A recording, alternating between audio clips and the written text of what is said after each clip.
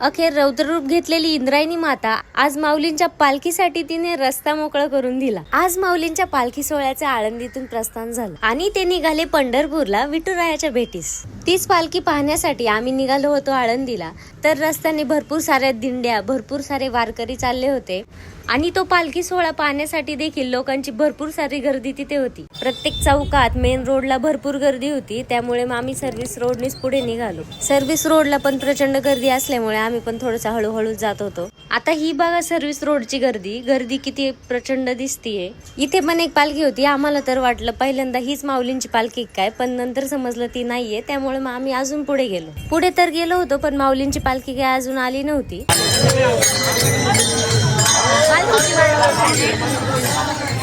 हे बघा अशा प्रकारे पालखी चालली होती आणि टाळ मृदुंगाच्या गजरात ज्ञानोबा माऊली तुकाराम असा जयघोष चालला होता। हा बघा पूर्ण छोटा वारकरी येतोय, छोटा वारकरी।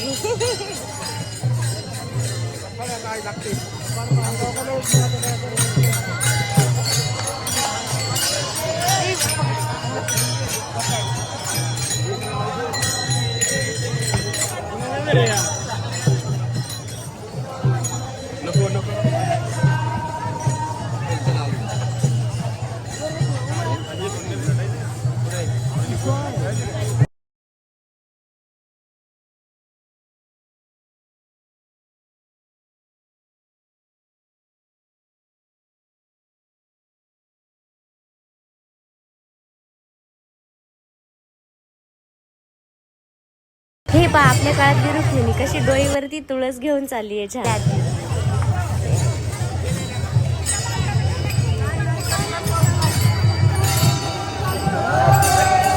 माऊलींच्या पालखीच्या रथापुढे 29 दिंड्या आणि त्याच्यानंतर माऊलींची दिंडी होती। माऊलींच्या पालखी मागे ही भरपूर छोट्या मोठ्या दिंड्या चालल्या होत्या।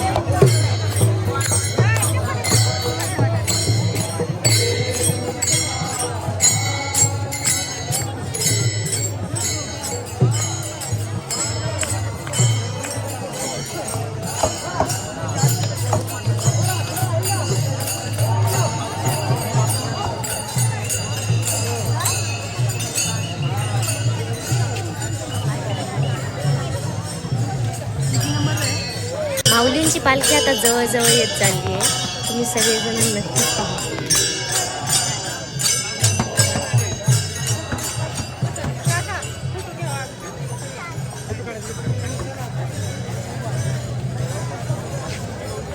डोक्यावरती तुळस, हातात मृदुंग, वीणा, टाळ, हातात भगवे झेंडे, हीच आपल्या वारकऱ्यांची ओळख।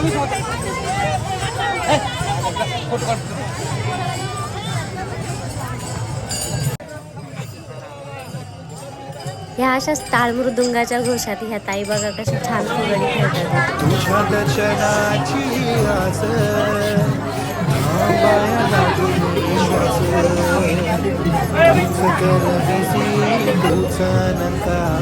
सावळ्या राया माझ्या भगवंता, पंढरीची माऊली तू, पंढरीची माऊली तू सावळ्या हरी।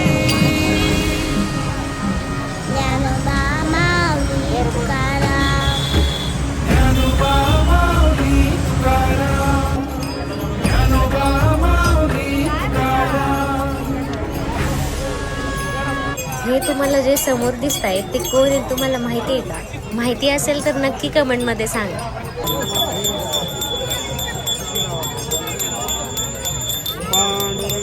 आता तुम्ही विचार करत असाल हे सगळे वारकरी असे का थांबले, तर माऊलींची पालखी जवळच आली आहे, तुम्हाला दिसत असेल आता. ही दिंडी क्रमांक 1 होती. आता तुम्हाला मगाशी सांगितलं तसं याच्या पुढे 29 पालखी होती. तर आता माऊलींची पालखी येत असल्यामुळे सगळेजण एकदम असे शिस्तीत लाईनीत उभे राहिलेले आहेत. म्हणजे आपले वारकरी संप्रदाय बघा, एकदम असं शिस्तीचं, नियमांचं कोणत्याही प्रकारचं उल्लंघन न करता सगळेजण व्यवस्थित थांबलेत. म्हणजे आपल्या महाराष्ट्राची परंपराच अशी.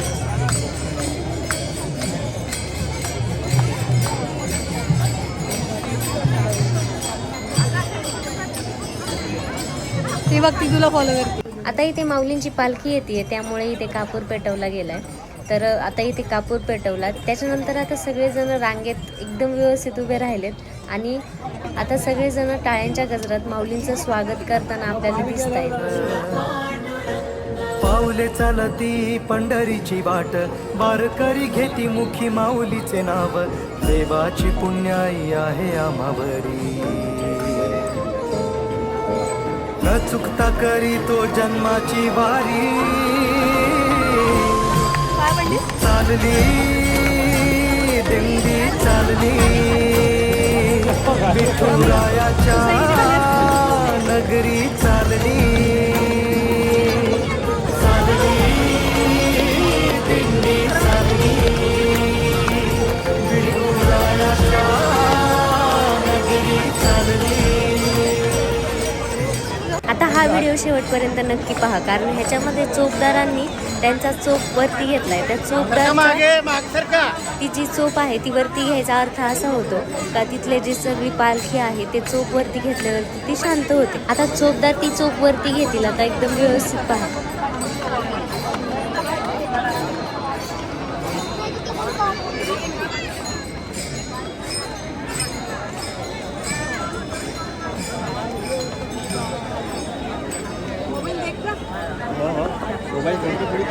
आता ती चोप वरती घेतली पहा, त्यामुळे सगळी पालखी शांत झाली आणि टाळ्या वाजवत आहे.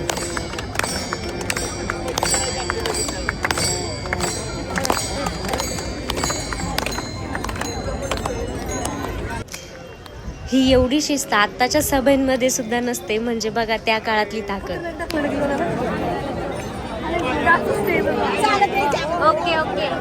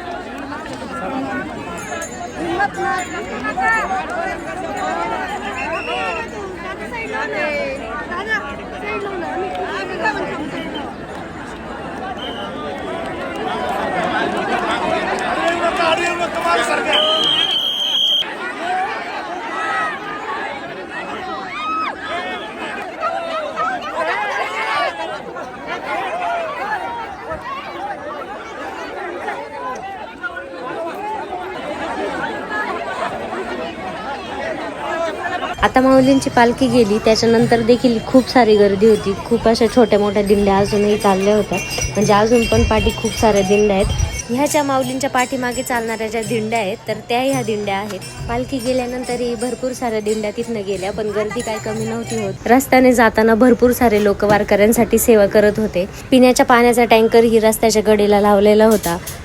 काही लोक खाऊ वाटप करत होते. सगळे वारकरी तर चालले होते, पण मला एक काहीतरी दिसलं, ते म्हणजे आपले छोटे पांडुरंग. मग कसे दिसतात आपले छोटे पांडुरंग? आता या वर्षी एक गोष्ट नवीनच पाहायला भेटली, ती म्हणजे IT दिंडी. आता ह्यामध्ये सगळे नवीन वारकरी तुम्हाला पाहायला भेटतील. ह्या दिंडीवरून असं समजते, जुन्या काळातल्या लोकांनाच नाही तर नवीन काळातल्या लोकांनाही माऊलींचं वेड आहे. कोणी टाळ वाजवतंय, तर कोणी माऊली माऊली असा जप करतंय, कोणी फुगड्या घालतंय, तर कोणी रामकृष्ण हरी म्हणतंय.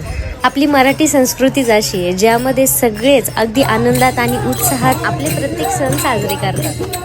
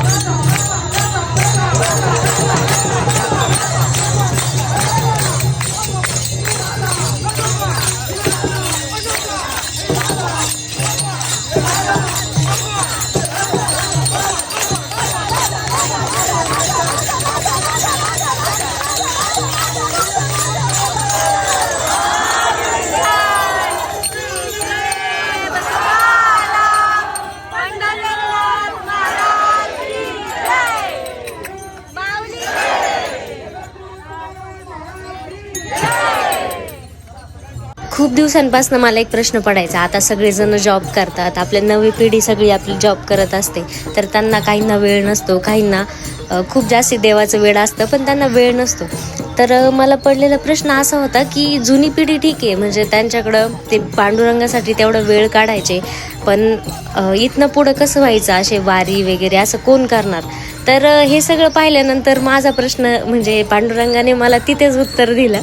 तर इतकं छान वाटलं हे सगळं बघून, कारण नव्या पिढीमध्ये सुद्धा तितकाच उत्साह आहे आपल्या माऊलींचं नाव घेण्यासाठी. आपली संस्कृती, आपल्या रूढी परंपरा ही सगळेजण तितक्याच मनापासून जपत आहेत. आता आपण 1-2 माऊलींशी बोलणार आहे, तर तुम्ही ऐका त्या काय बोलतात. आम्ही पुण्याहून आलो आहोत आणि आता आमच्या पालखी बरोबर आम्ही परत पुण्याला जातो.